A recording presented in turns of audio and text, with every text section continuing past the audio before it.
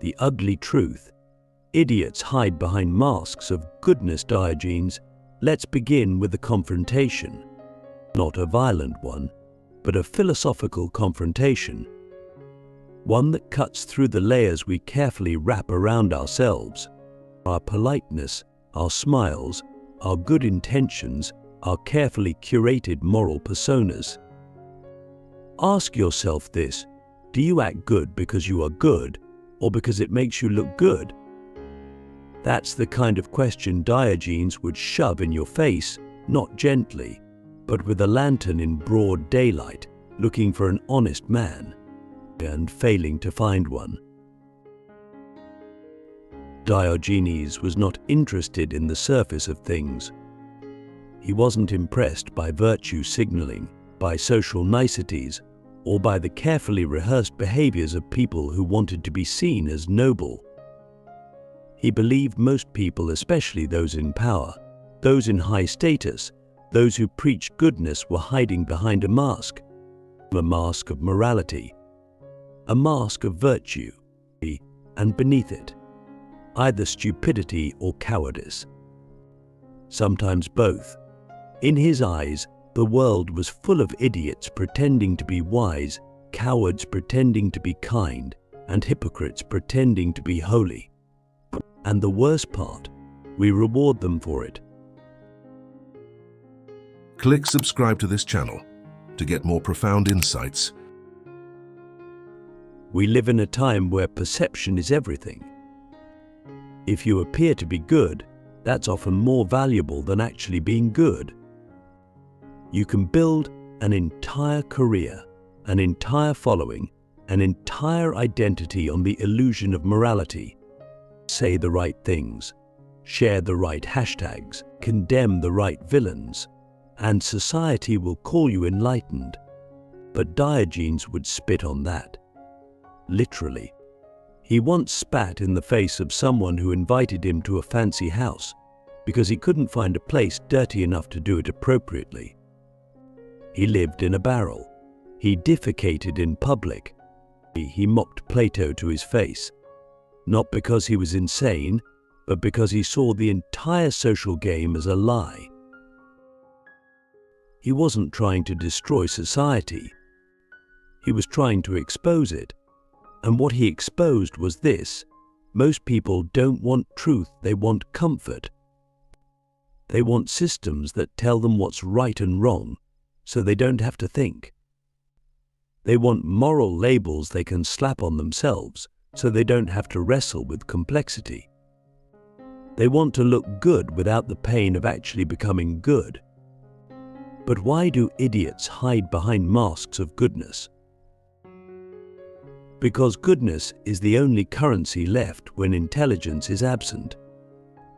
If you can't think critically, if you have no real insight into the world, if you can't handle nuance or contradiction or hard questions, then the easiest shortcut to social respect is to act nice, to be agreeable, to say what everyone else is saying, to follow the moral trends of the moment. It creates the illusion of depth without requiring any. And no one wants to call it out, because doing so makes you look cruel. That's the genius of the mask. Diogenes ripped that mask off society like a madman with a mirror. He didn't just preach virtue, he lived in opposition to fakery. He didn't want followers. He didn't want to be liked. He wanted to provoke something deeper, self-awareness. Because if you can't tell when you're lying to yourself, you're already lost. And most people are precisely that, lost in their own performance. Think about it. How often do we reward people for being truly honest, truly raw, truly courageous in their thinking? Rarely. More often we punish them. We call them harsh, or toxic, or problematic. Because real truth is dangerous. It undermines the fragile consensus we've built. So instead, we elevate the agreeable. We celebrate the polished. We give microphones to those who say the right things in the right tone, and we call that progress. But Diogenes would laugh, because all of it, every polished word, every virtue post, every moral performance is a kind of cowardice. The fear of standing alone, the fear of being hated, the fear of being real.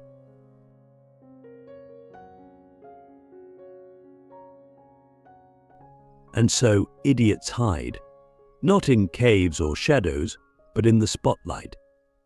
They hide in non-profits, in corporations, in universities, in churches, in social media bios. They hide behind good vibes only and be kind slogans, never stopping to ask what kindness really means. Because to ask that question, to really ask it, is to risk discovering something uncomfortable. That goodness is not always nice. That truth is not always sweet. That love is not always soft. And that thinking for yourself might make you a pariah. So here's the question I leave you with when you say something good. Who are you saying it for? Is it for the person in front of you? Or is it for the audience in your head? Your followers, your community, your conscience? Are you being brave or are you being agreeable? Diogenes didn't care if you liked him. He cared if you were awake. The theater of morality, why society rewards the mask and punishes the mind. We live in a world that has turned morality into performance art. A grand stage show where the loudest claps go not to the most virtuous, but to the most visible. In this theater of morality, it's not your values that matter, it's how well you can display them.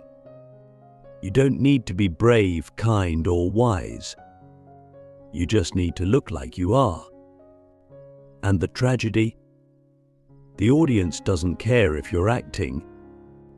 In fact, they prefer it. That's the ugly insight Diogenes understood more than 2,000 years ago. He saw that we, as humans, are more interested in reputation than reality, that we want to appear moral, just and righteous because it earns us praise, trust and power. But actually being those things, that takes work, that takes sacrifice. That requires walking alone in the dark while others clap for the people who stayed in the light.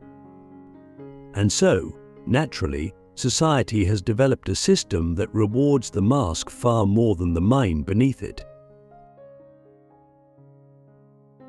Why? Because the mind is dangerous. A thinking person is unpredictable. The person who questions, who doubts, who refuses to parrot the accepted script becomes a threat to the consensus. And society is built on consensus. Stability requires everyone pretending together, pretending that our laws are just, that our leaders are wise, that our morals are universal. And anyone who breaks the illusion, even with truth, is seen as a disruptor. That's why we punish the mind, not because it's wrong, but because it interrupts the show. But ask yourself, when was the last time you saw a genuinely honest person celebrated? Not someone who said the popular, pre-approved truths, but someone who told an uncomfortable, deeply inconvenient one. Someone who challenged the foundation, not just the furniture. The chances are they were ignored, mocked, or silenced. Because in the theater of morality, honesty is a risk. And most people aren't here to risk, they're here to applaud. Diogenes rejected the applause. He walked onto the stage and set it on fire. He didn't just call out the actors, he mocked the audience for believing them. He believed that the more someone had to talk about their virtue, the less likely they were to live it. And the more someone was celebrated by society for being good, the more likely they were just useful to society's current narrative. In other words, Morality becomes a costume we wear to be accepted, not a compass we follow to be true. Take a moment and really reflect on this. How many of your good actions are actually rooted in fear? Fear of judgment, fear of being disliked, fear of standing out. We don't hold doors open because we believe in human dignity. We do it because we don't want to seem rude. We don't post about injustice because we've studied it. We post because we want to be seen as on the right side. And we rarely question the deeper structures at play because to do so would make us uncomfortable. And more than anything, society trains us to avoid discomfort. But Diogenes embraced discomfort. He believed you couldn't be free if you were still addicted to approval. He believed that truth has a cost, and that cost is often your place in the crowd. But what you get in return is priceless: clarity. The ability to see the machinery behind the morality, the puppeteers behind the virtue, the fear behind the kindness. And when you see it, really see it, you stop trying to be good for others and you start trying to be real for yourself. Because here's the deeper truth: morality without self-awareness is theater. But morality with self-awareness is transformation. When you act out of integrity, not image, you begin to shape a different kind of world. One where truth matters more than applause. One where doing what's right doesn't need an audience. One where goodness becomes internal, not performative. So I'll ask you, when was the last time you did something right that no one saw? That no one praised? That no one even knew about? Because that quiet, invisible moment is where real morality lives. The war on authenticity, how conformity destroys the courage to be real. There's a war happening all around us, and most of us don't even realize we're in it. It's not fought with weapons, but with expectations. It doesn't take lives, but it erases souls. It's the war on authenticity. And the battlefield? It's every classroom that teaches obedience over inquiry, that every workplace where silence is safer than truth, every social circle where agreement is the price of acceptance. Every moment you feel the pressure to say what's expected instead of what's real. And the casualties. They are the parts of you that once dared to be different: your honesty, your weirdness, your questions, your voice. Diogenes saw this war in its early stages, but he saw how civilization, in trying to organize humanity, slowly began to flatten it. Originality was a threat. Simplicity was mistaken for stupidity. And the fearless truth-teller was labeled a madman. Why? Because authenticity disrupts conformity. And conformity is the glue that keeps society's illusions intact. But realness is messy. It doesn't fit neatly into systems. It can't be standardized, monetized, or controlled. And that makes it dangerous. So what do? We learn to shave off the edges. We learn to smile when we don't feel like it. We say we're fine when we're not. We agree when we disagree. We adopt the right phrases, the right causes, even the right feelings, just to belong. And slowly, the real self, the raw, unfiltered, honest part of us begins to suffocate. Until one day we wake up and realize we've become a stranger in our own lives. This is what Diogenes fought against, not with violence, but with shamelessness. He refused to conform. He lived publicly the way others only dreamed of living privately. He didn't ask permission to be himself. He didn't ask forgiveness for being offensive. He didn't tailor his truth to fit the audience. And because of that, he was called a dog, a lunatic, a joke. But look closer, and you'll see something else: freedom. A man who had nothing, feared nothing, and needed no one's approval to be whole. That's what authenticity gives you. It's not comfort, it's liberation. When you stop performing, you stop being controlled. When you stop filtering, you start connecting.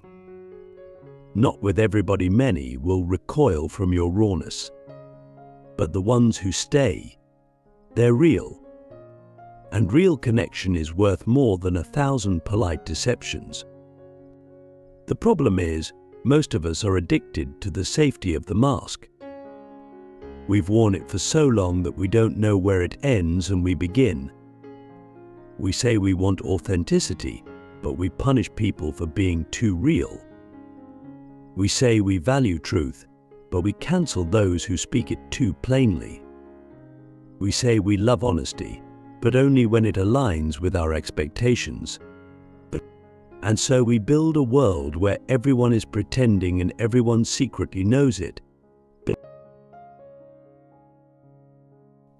But here's the thing: the war on authenticity only wins if we surrender.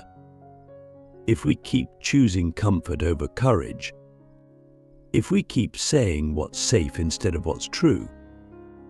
If we keep mistaking politeness for morality and conformity for character. The only way to win is to become dangerous again, not in a violent way, but in a spiritually honest way.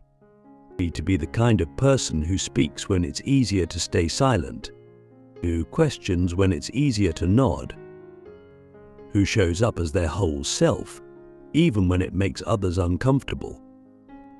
Because the truth is, society doesn't evolve through agreement, it evolves through friction. And through the people who refuse to fit in, and through the voices that won't be silenced, and through the souls that choose reality over reputation.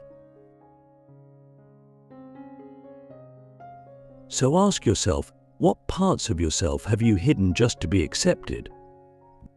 What truths have you swallowed just to avoid judgment? What dreams have you abandoned because they didn't fit the mold? And more importantly, how long are you willing to keep betraying yourself to keep others comfortable? Diogenes didn't care if people misunderstood him. He cared if he misunderstood himself. That's the mark of someone who's truly free. Not someone who's liked, but someone who's real. The untouchable ones, why the truth teller becomes immortal. There is a strange paradox in history. The people who were most hated in their time, mocked, rejected, silenced, are often the ones we later call immortal. We build statues for them. We quote their words. We study their lives as if they held some key to the human condition. And maybe they did. But here's the truth no one tells you: they didn't become immortal because they were accepted.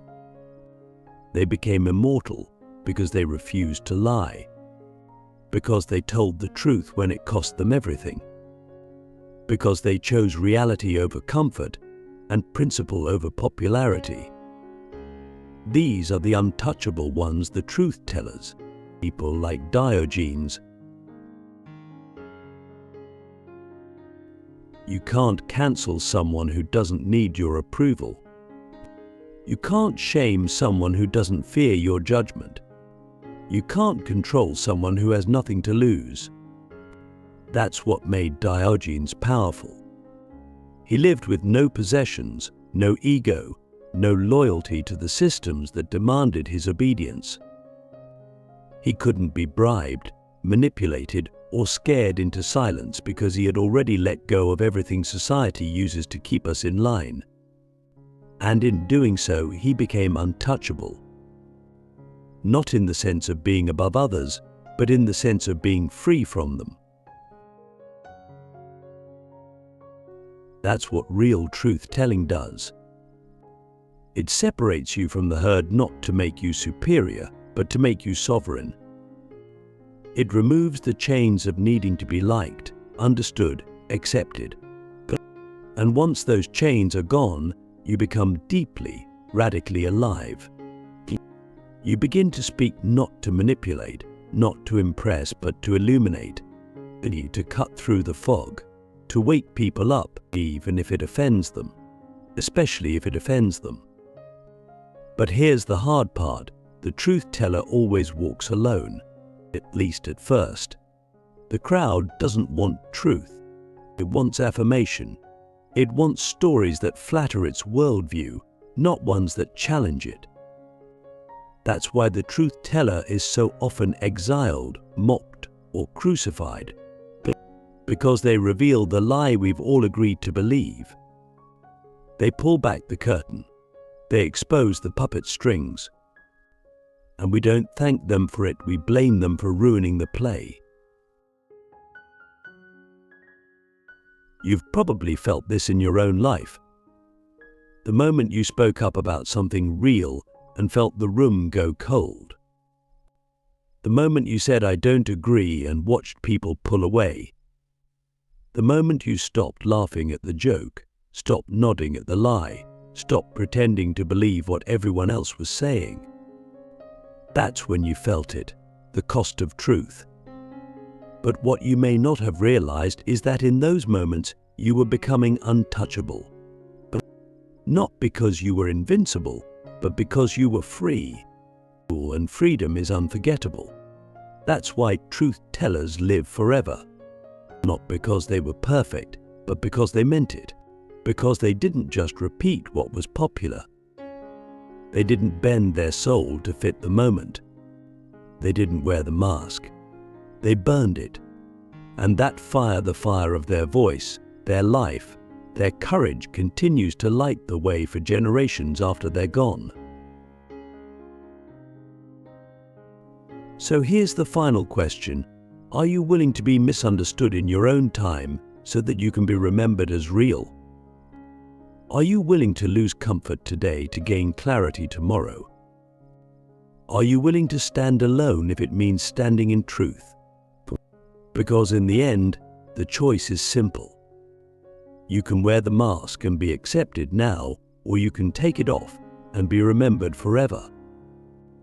You can play the game and be forgotten when it ends, or you can refuse to play and become something no one can erase. Diogenes chose the latter. So did every real philosopher, every real artist, every real rebel who ever lived. Not because they wanted fame, but because they couldn't bear to live a lie. And maybe that's the challenge we need to face today. In a world drowning in performance, will you dare to be real? Because when the mask comes off and only truth remains, that's when your life begins. And that's when you become untouchable.